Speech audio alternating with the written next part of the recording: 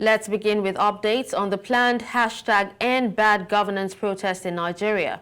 Now, amidst the apprehension of the planned nationwide protest, the All Progressives Congress has urged organizers to reconsider their demand for President Bola Tinubu to scrap the 1999 constitution, describing it as a tall order.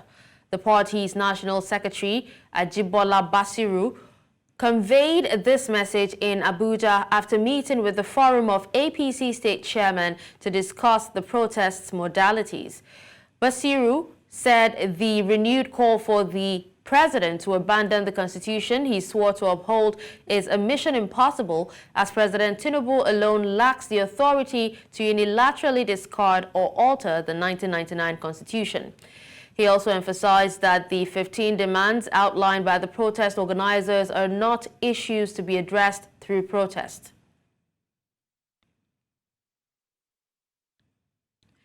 In anticipation of the planned nationwide #EndBadGovernance protest, previously anonymous organizers have now revealed their identities.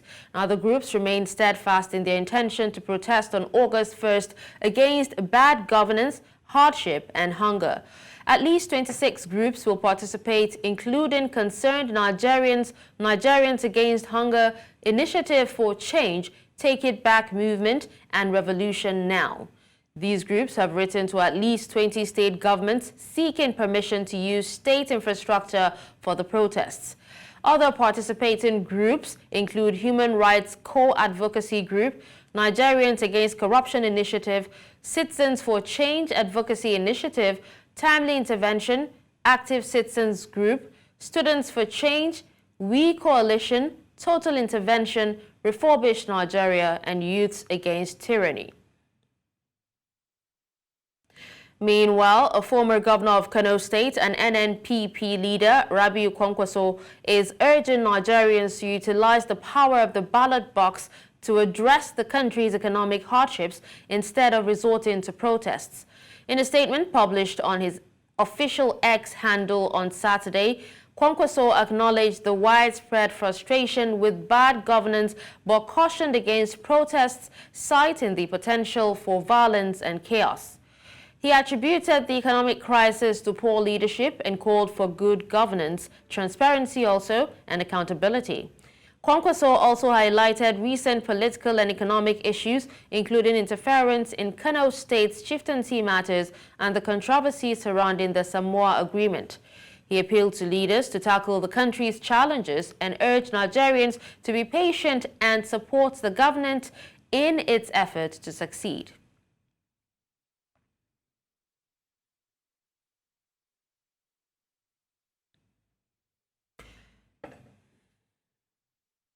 Joining us to discuss the planned nationwide protest is legal practitioner Taiwo Ojumu. Hello, Taiwo. Thank you for joining us at this time. Good afternoon. Thank you for having me. It's a pleasure.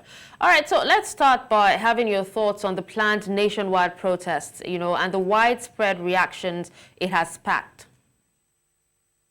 Yes, thank you. I think it is well within the constitutional rights of Nigerians, particularly the youth wing, to embark on a protest.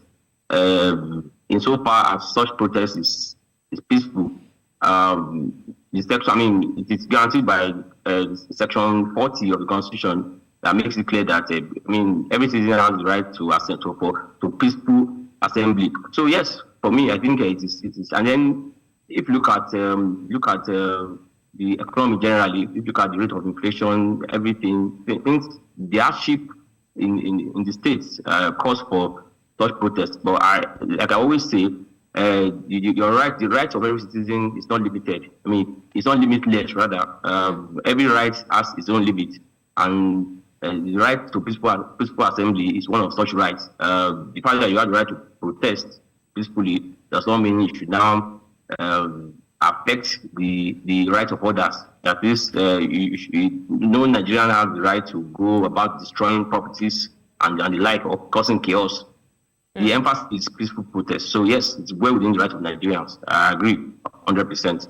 Okay, Taiwo, now looking at some of the demands now, the Forum of APC State Chairman has said that the renewed agitation to have the president dump the constitution he vowed to protect would amount to a mission impossible. I would love to have your take on this.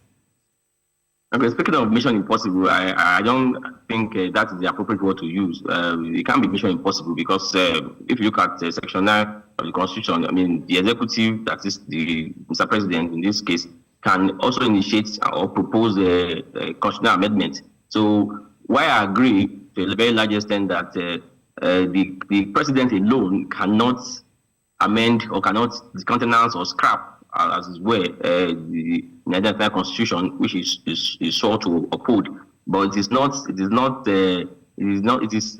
inappropriate or to say that it is a tall order. I mean, it's not appropriate to say it's a tall order because the executive can also initiate the process of constitutional amendment. So yes, I think it is not correct to say that the tall order is very possible. But then the president alone cannot do it. You know, there are other players, there are key players in the process of amending the constitution. I mean, the executive will play its role. Even the states, the legislature will play its role. The state houses of assembly will also play their role. And yes, so it's not mission impossible. Yeah, it's possible. All right, now another demand, is for the government to toss the Senate arm of the Nigerian legislative system and, keep the House of Representatives and make lawmaking a part-time endeavor. Do you see this request being granted at all? The answer would be a very, very resounding no. I don't think that will be granted, if you ask me. But then I think it's what Nigeria needs at this trying time. We're trying to cut down. We feel that Nigeria is one of the most expensive. I mean, Nigeria democracy is one of the most expensive in the world. Personally, I've always been one of the advocates of in-camera legislature and not a bicameral legislature. I feel that bicameral legislature is a bit too expensive to run, especially in a country like ours, where we have serious economic challenges at the moment. But whether it will be granted is, for me, I don't think it will be granted because it will affect, of course, the positions of many big politicians as well. And so a lot of people, there will be very, very stiff opposition against it, if you ask me. But that is what Nigeria needs, if you ask me. But it won't be granted. I don't see that happening. All right. Well, thank you so much, Taiwo, for speaking to us. Thank you very much for having me.